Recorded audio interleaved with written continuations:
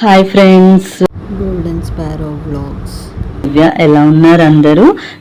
So నేను ఒక మంచి ట్రావెల్ వ్లాగ్తో మీ ముందుకు వచ్చేసానండి.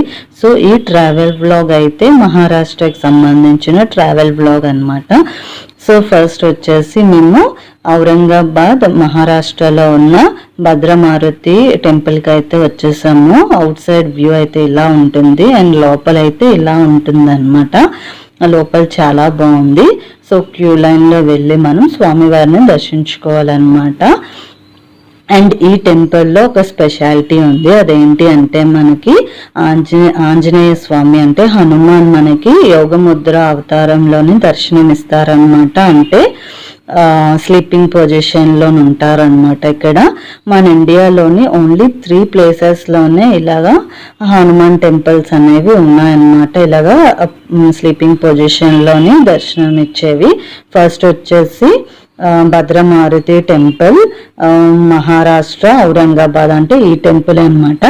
సెకండ్ వచ్చేసి అలహాబాద్ అండ్ థర్డ్ వచ్చేసి మధ్యప్రదేశ్లో ఉంది.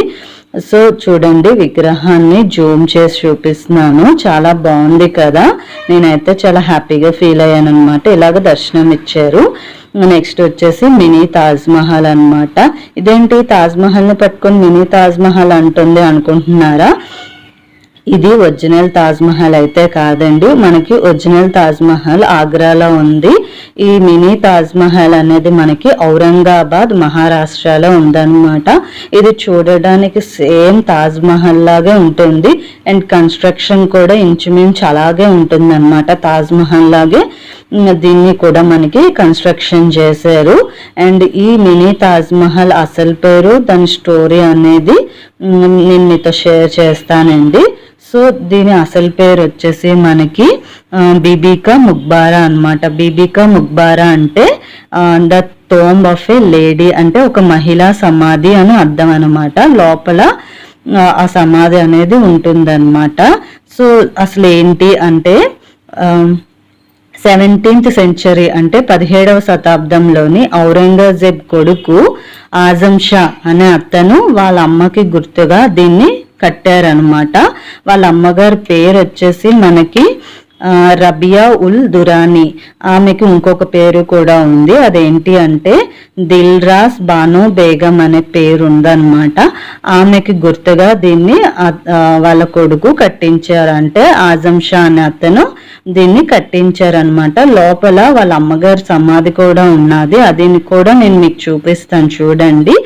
అండ్ ఈ లోపల మీరు ఆర్కిటెక్ట్ అనేది చూసేయండి. లోపల ఆర్కిటెక్ట్ అనేది చాలా బాగుంది అనమాట. చాలా నాకైతే చాలా బాగా నచ్చింది. అంటే తాజ్ మహల్ని చూస్తున్నా మన ఫీలింగ్ అయితే నాకు అనిపించింది అనమాట. ఒరిజినల్ తాజ్ మహల్నే చూస్తున్నామన్న ఫీలింగ్ అయితే వచ్చింది నాకు. సో అలాగే ఉంటుంది, అలాగే ఉంది కూడా. చాలా బాగుంది. సో ఎంతైనా ఆ టైంలో వాళ్ళు కట్టిన ఆర్కిటెక్ట్ అనేది చాలా గ్రేట్ కదా. సో ఇదేనండి ఆ సమాధి అనమాట.